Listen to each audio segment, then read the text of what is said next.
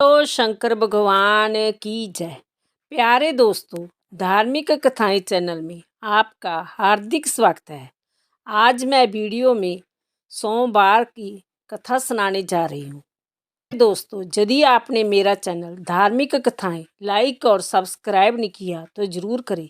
Bell icon दबाना ना भूलें ताकि आने वाली सभी वीडियोज की जानकारी आपको सबसे पहले हो सके। वीडियो को पूरी सुनने के बाद कमेंट बॉक्स में ओम नमो शिवाय लिखना ना भूलें। सोमवार की कथा। एक बहुत धनवान साहूकार था जिसके घर धन आदि किसी प्रकार की कमी नहीं थी, परंतु उसको एक दुख था कि उसके कोई पुत्र नहीं था। वह इसी चिंता में दिन रात रहता था। वह पुत्र की कामना के लिए प्रति सोमवार को शिवजी का व्रत और पूजन किया करता था तथा सायंकाल को शिव मंदिर में जाकर शिवजी के सामने दीप जलाया करता था। उसके इस भक्ति भाव को देखकर एक समय श्री पार्वती जी ने शिवजी जी महाराज से कहा कि महाराज, जय साहूकार आपका अन्य भक्त है और सदैव आपका व्रत और पूजन बड़ी श्रद्धा से करता है। इसकी मनोकामना पूर्ण करनी चाहिए। शिवजी ने कहा, हे पार्वती, जय संसार कर्म क्षेत्र है। जैसे किसान खेत में जैसा बीज बोता है वैसा ही फल काटता है, उसी तरह इस संसार में जैसा कर्म करते हैं वैसा ही फल भोगते हैं। पार्वती जी ने अत्यंत आग्रह से कहा, महाराज, जब जय आपका अन्य भक्त है और इसको अगर किसी प्रकार का दुख है तो उसको अवश्य दूर करना चाहिए, क्योंकि आप सदैव अपने भक्तों पर दयालु होते हैं और उनके दुखों को दूर करते हैं। यदि आप ऐसा नहीं करेंगे तो मनुष्य आपकी सेवा तथा व्रत क्यों करेंगे।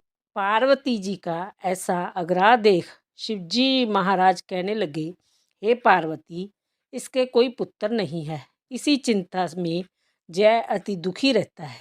इसके भाग्य में पुत्र ना होने पर भी मैं इसको पुत्र की प्राप्ति का वर देता हूँ, परंतु जय पुत्र केवल 12 वर्ष तक जीवित रहेगा। इसके पश्चात वह मृत्यु को प्राप्त हो जाएगा। इससे अधिक मैं और कुछ इसके लिए नहीं कर सकता। जय सब बातें साहूकार सुन रहा था।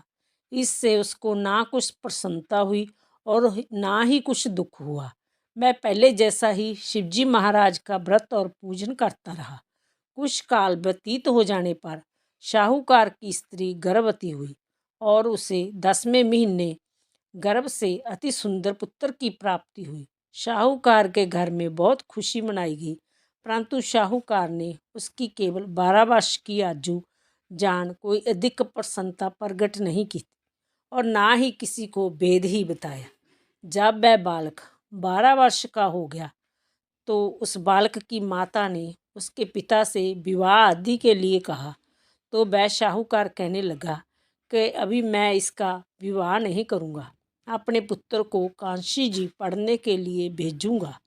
फिर साहूकार ने अपने साले अर्थात बालक के मामा को बुलाकर उसको बहुत सा धन देकर कहा कि तुम इस बालक को कांशी जी पढ़ने के लिए ले जाओ और रास्ते में जिस स्थान पर भी जाओ यज्ञ करते और ब्राह्मणों को भोजन कराते जाओ।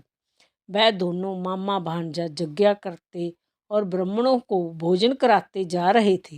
रास्ते में उनको एक शहर पड़ा। उस शहर में राजा की कन्या का विवाह था और दूसरे राजा का लड़का जो विवाह कराने के लिए बारात लेकर आया था वह एक आँख से काना था।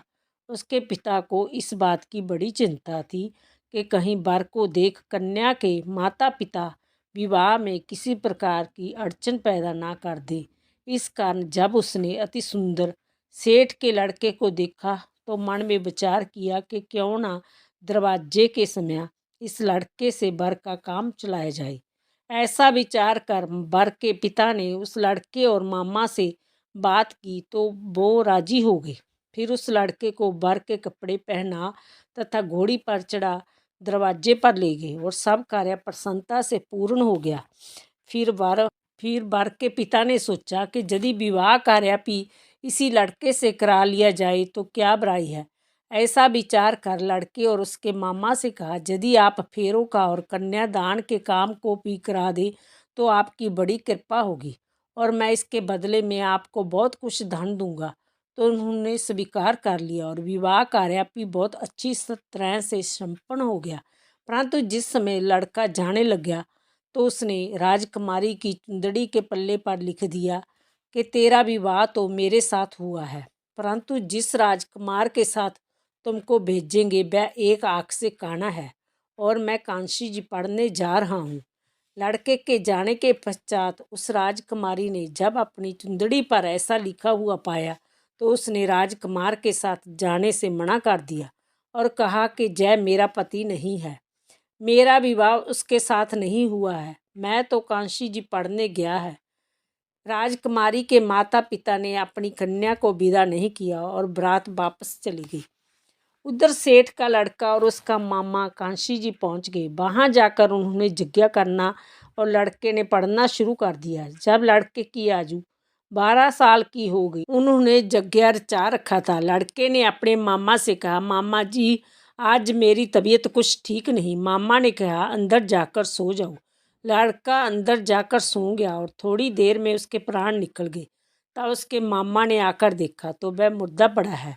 तो उसको बड़ा दुख हुआ और उसने सोचा कि अगर मैं अभी रोना पीटना मचा दूंगा तो यज्ञ का कार्य अधूरा रह जाएगा। अंत उसने जल्दी से यज्ञ का कार्य समाप्त कर ब्राह्मणों के जाने के बाद रोना पीटना आरंभ कर दिया। संजोगवश उसी समय शिव पार्वती जी उधर से जा रहे थे। जब उन्होंने जोर जोर से रोने की बात सुनी तो पार्वती जी कहने लगी, महाराज कोई दुखिया रो रहा है, इसके कष्ट को दूर कीजिए। जब शिव पार्वती ने पास जाकर देखा वहां एक लड़का मुर्दा पड़ा था। पार्वती जी कहने लगी, महाराज यह तो उसी सेठ का लड़का है जो आपके वरदान से हुआ था। शिव जी कहने लगे, हे पार्वती इसकी आयु इतनी ही थी सो वह भोग चुका है। तब पार्वती जी ने कहा, हे महाराज इस बालक को और आयु दो, नहीं तो इसके माता पिता तड़फ तड़फ कर मर जाएंगे। पार्वती जी के बार बार आग्रह करने पर शिव जी ने उसको जीवन वरदान दिया और शिव जी महाराज की कृपा से लड़का जीवित हो गया। शिव पार्वती कैलाश पर्वत पर चले गए। तब वह लड़का और मामा उसी प्रकार यज्ञ करते तथा ब्राह्मणों को भोजन कराते अपने घर की ओर चल पड़े। रास्ते में उसी शहर में आए जहाँ उसका विवाह हुआ था। वहाँ पर आकर उन्होंने यज्ञ आरंभ कर दिया तो उस लड़के के ससुर ने उसको पहचान लिया और अपने महल में ले जाकर उसकी बड़ी खातिर की। साथ ही बहुत से दास दासियों सहित आदरपूर्वक लड़की और जमाई को विदा किया। जब वह अपने शहर के निकट आए तो मामा ने कहा कि मैं पहले तुम्हारे घर जाकर खबर कर जाता हूँ। जब उस लड़के का मामा घर पहुंचा तो लड़के के माता पिता घर की छत पर बैठे थे और जय प्रण कर रखा था कि यदि हमारा पुत्र सुकुशल लौट आया तो हम राजी खुशी नीचे आ जाएंगे, नहीं तो छत से गिरकर अपने प्राण खो देंगे। इतने में उस लड़के के मामा ने आकर जय समाचार दिया कि आपका पुत्र आ गया है। तो उसको विश्वास नहीं आया। तब उसके मामा ने शब्दपूर्वक कहा कि आपका पुत्र अपनी स्त्री के साथ बहुत सारा धन साथ लेकर आया है। तो सेठ ने आनंद के साथ उसका स्वागत किया और बड़ी प्रसन्नता के साथ रहने लगे। इसी प्रकार जो कोई भी सोमवार के व्रत को धारण करता है अथवा इस कथा को पढ़ता या सुनता है उसकी समस्त मनोकामनाएं पूर्ण होती है। बोलो शिव जी भगवान की जय।